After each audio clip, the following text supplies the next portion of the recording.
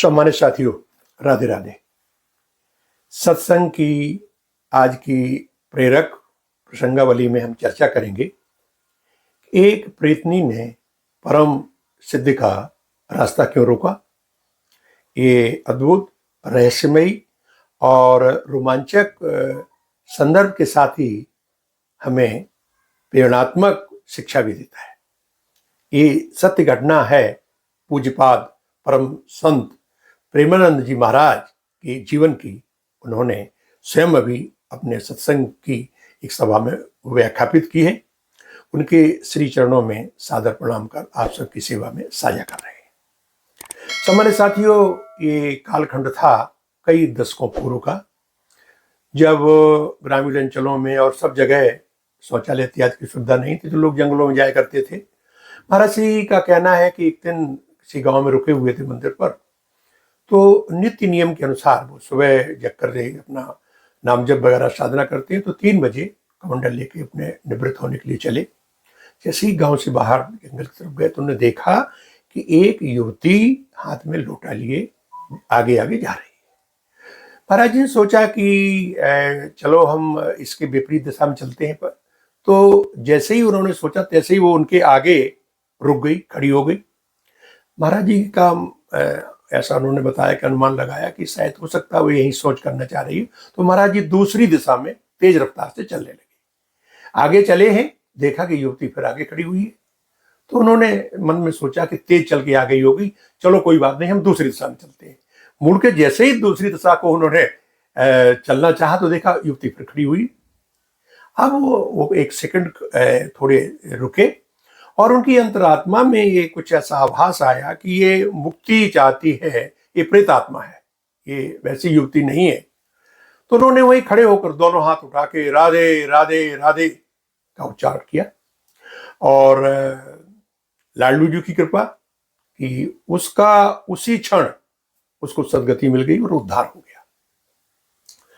पूज्यपाद महाराज जी का ये कहना है कि इस तरह की जो प्रेत आत्माएं होती हैं वो भगवत जनों के पास, साधक होते हैं जो भजन करते हैं या साधु संतों के पास इसलिए जाया करती हैं कि उनका कल्याण उनके संपर्क में आने से हो जाए। सम्मानित साथियों, आपको स्मरण होगा हमने 2 वीडियो भी इसी क्रम में दिए हैं। एक था कि संत महात्माओं के पास जाकर क्यों उत्पात मचाते हैं भूत प्रेत, और दूसरा था कि वृंदावन में जो एक प्रेत कुत्ते के रूप में जाकर साधु महात्माओं के आसपास क्यों चक्कर काटता है।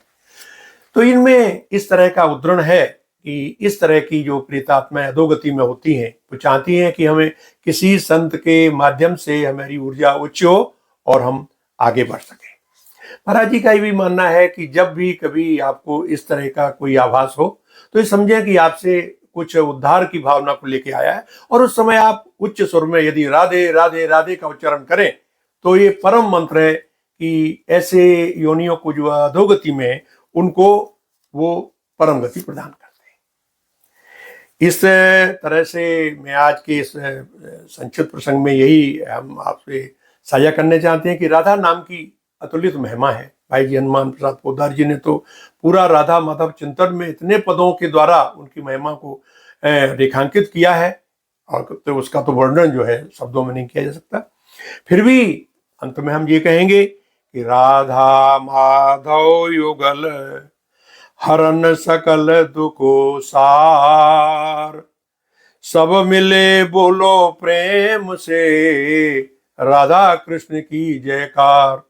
यानी इसको इस तरह से हम कहते हैं कि श्री राधा माधव युगल हरन सकल दुख भार, सब मिल बोलो प्रेम से उनकी जय जयकार। वैसे ये भी कहा जाता है कि राधा राधा कहते ही सब व्याधा मिट जाए, यानी राधा राधा कहते ही सब व्याधा मिट जाए। और ये भी कहा जाता है कि राधे राधे राधे तो बिना राधे कृष्णा भी लगे आधे आधे। तो आज के प्रसंग में सामान्य साथियों हमने राधा नाम के महिमा का आपसे बखान किया, और ये वो महामंत्र है जो आपके जीवन को सदोगत की ओर ले जाता है और आपके संपर्क में जो आता है उनकी गति को भी सुधारता है।